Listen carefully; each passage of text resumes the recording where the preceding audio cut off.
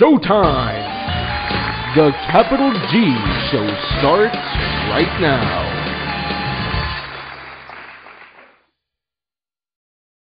What's up YouTube, Capital G here, doing another episode of Hidden Gems, and this is a hidden gem that I think that people are finally taking a little bit of notice of. I saw Paul Clark, that serious Trueborn Fog, for those of you guys who don't know, was talking about this card last week. The hidden gem I'm talking about in this video is Psi Blocker. It's a relatively old card. It came out in Star Strike Blast initially. The card is a win, psychic monster, 1200 attack, 300 defense. The statistics are pretty mediocre for a level 4 monster, but the effect more than makes up for it. Once per turn, you can declare one card name, cards with that name, and their effects cannot be used until the end of your opponent's next turn. So it's kind of similar to Prohibition, but there is one huge difference. This card will affect cards that are already on the field and in play.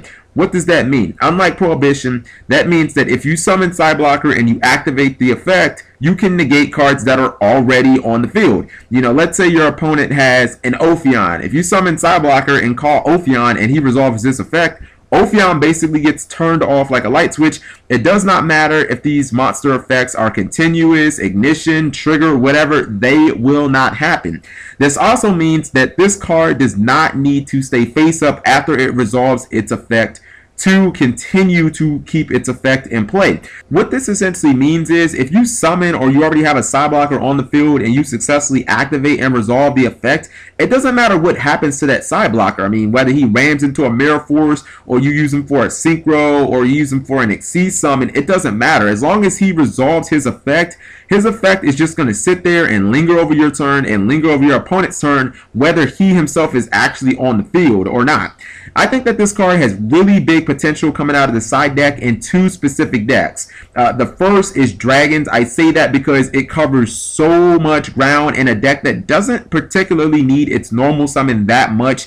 You know, cards like MST, Dark Hole, Electric Virus, this card can potentially do the work of all of those cards combined. You know, it instantly answers cards like Ophion and Kaiku and Jogan, Goes in Match, Vanity's Emptiness, Iron Imperial Wall. All of those cards are a problem for Dragon rulers, and you can side in, you know, card-specific answers like Electric Virus, but, you know, what does Electric Virus do when your opponent flips over Vanity's Emptiness? You know, what does Dark Hole do when your opponent flips over Goes in Match? You know, what does MST do when your opponent has the first turn Ophion? This is a card that answers all of those problems, and again, Dragon rulers don't particularly need their normal summon that much. I also think that, oddly enough, it opens up some rank 4 Exceed plays. One card that, you know, can easily be ran alongside of this, which I don't think a lot of Dragon Ruler players are playing, but it's still a really good Exceed for the deck, is King Dragoon Djinn. You know, you can summon it using the babies, you can summon it using Equip's Wyvern, and then next thing you know, not only are your dragons getting protection, but it's like, okay,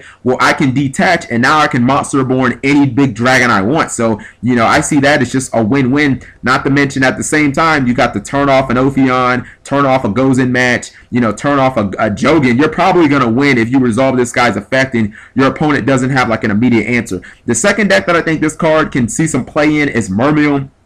Number one biggest threat is it turns off Ophion so that, you know, you can get your Abysstiuses and your Abyss Megalos and your leads. You can get all of those big level 7s out of your hand. But it also deals with the back row, you know, Macro, Defissure, Soul Drain, the cards that you absolutely positively know that you're probably going to see games 2 and 3. You can side this in, you can get rid of those problem cards. The card actually has a lot of synergy with Deep Sea Diva. I say that because, you know, you can summon Deep Sea Diva, you can get your infantry, and then you can use your extra summon to summon Psi Blocker. You know, if your opponent has like an Ophion on field, okay, well, call Ophion, and next thing you know, you can actually use the Diva, you can use the Psi Blocker, and you can use the infantry, and you can, you know, synchro into a level 8 and attack over Ophion. Or if you're playing like a deck like Prophecy, you know, game 2, you can side this guy in. You can, you know, summon your Diva, get the extra summon from infantry. You can summon Psi Blocker, call something like Kaiku or, you know, Spellbook Magician of Prophecy. You can synchro into Colossal Fighter, and then you can just E-Virus them,